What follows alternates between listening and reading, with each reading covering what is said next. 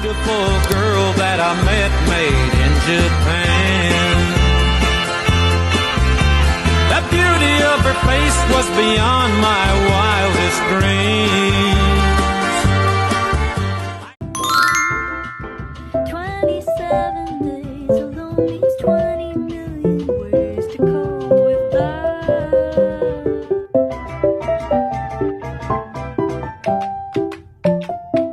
The skyscrapers causing vertigo.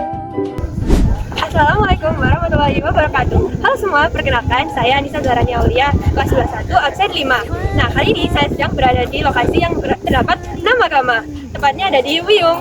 Dadah, terima kasih. Saya di sini akan bertanya kepada salah satu pengunjung yang mengunjungi tempat ini. Jadi, ibu boleh diperkenalkan terlebih dahulu siapa namanya? Nama saya Ayu. Saya asal dari Pamekasan, Madura. Oh, terus aja. Ibu saya ingin bertanya-tanya ya, siapa namanya? Apa yang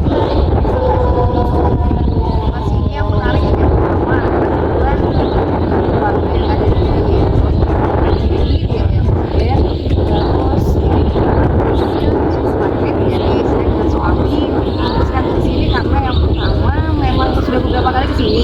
Yang pertama memang masjidnya bagus ya, bersih. Terus uniknya di sini saya sukanya karena ada 6 agama yang berada di satu wilayah. Jadi itu sih menurut saya seru aja ya, apalagi saya punya anak kecil yang bisa memberikan dia mengenalkan. selanjutnya? Apa kesan ibu setelah melihat keadaan lokal yang ada di sini? Menarik karena kenapa menarik itu tadi karena yang ada 6 agama ini jadi satu lokasi, terus juga nyaman, bersih, semuanya bisa dikatakan sangat terjaga, sangat baik semuanya, sehingga kita yang punya anak tidak khawatir dengan tidak terlalu ada menjaganya dan mengenalkan mudah, karena kita nggak perlu masuk gerbang satu gerbang ini, kita jalan aja kita sudah bisa memperkenalkan bahwa kita hidup di Indonesia dengan harus bertoleransi dengan 6, di sini ada 6 agama. Nah gitu, saya bisa mengajarkan kepada anak saya secara langsung untuk bagaimana toleransi dan mengajarkan beberapa agama yang ada. Pertanyaan yang terakhir, apakah keadaan lokal di lokasi ini masih terjaga? Menurut saya masih sangat terjaga, toleransinya di sini juga sangat luar biasa ya, tanpa ada mengusik satu sama lain, kita saling menghargai satu sama lain, dan itu yang menggambarkan bahwa ya ini loh masyarakat Indonesia yang sebenarnya, bukan yang arogan, yang tidak mau tahu, tidak mau toleransi. Mungkin gitu ya. Baik, terima kasih Bu. Ya, mohon maaf bila saya mengganggu waktunya. Saya ingin terima kasih. Sama-sama. Causing vertigo.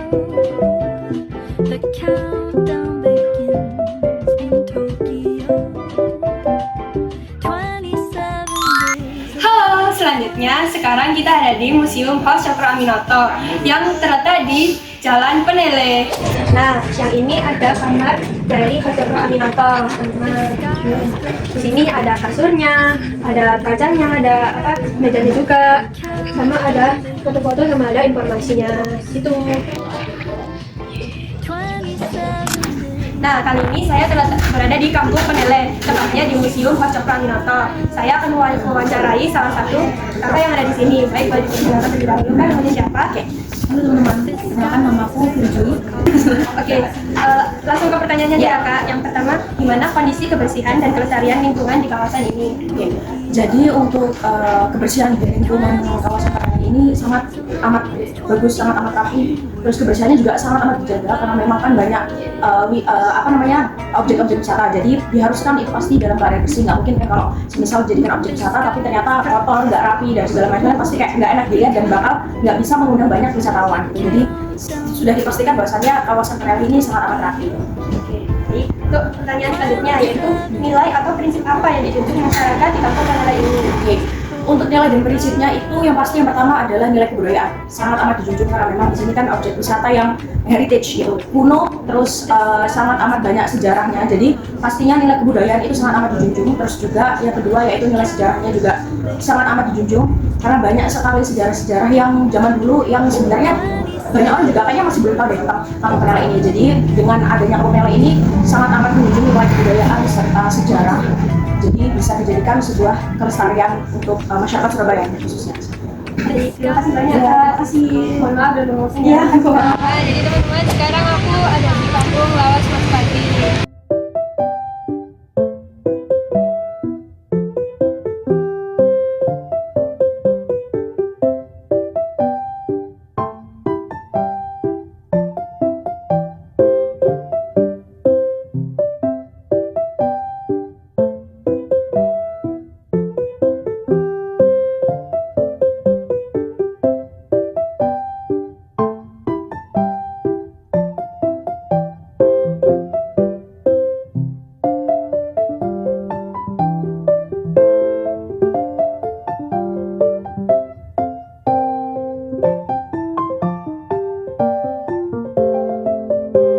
Warahmatullahi wabarakatuh.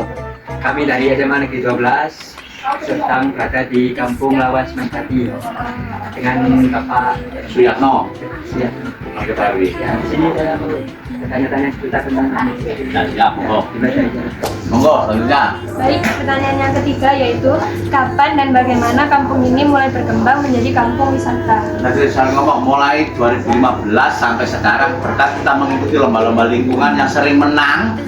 Dia tidak berhenti di situ atau stagnan di situ, biar ada nilai pemberdayaan lewat industri pariwisata tadi. Makanya tadi ada kesepakatan dari mulai pemimpin-pemimpin atau pengurus-pengurus itu dengan anak akademisi, idenya dari anak akademisi menjadi kampung pariwisata.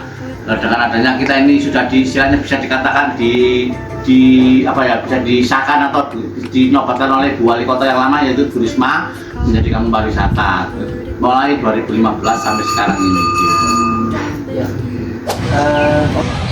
Halo teman-teman, sekarang aku udah ada di Universitas Negeri Surabaya yang di Lidawetan. Nah teman-teman, sekarang saya sudah berada di Universitas Negeri Surabaya yang berada di Lidawetan. Kali ini saya akan mewawancarai salah satu mahasiswa yang ada di sini. Baik, boleh diperkenalkan namanya terlebih dahulu Kak. Saya Nadira Gasani Ali dari Prodi PG PAUD angkatan 24. Jadi saya izin mewawancarai kakak ya. Untuk pertanyaan yang pertama, bagaimana sistem penentuan UKT di kampus ini dan faktor apa saja yang mempengaruhi perbedaan besarannya?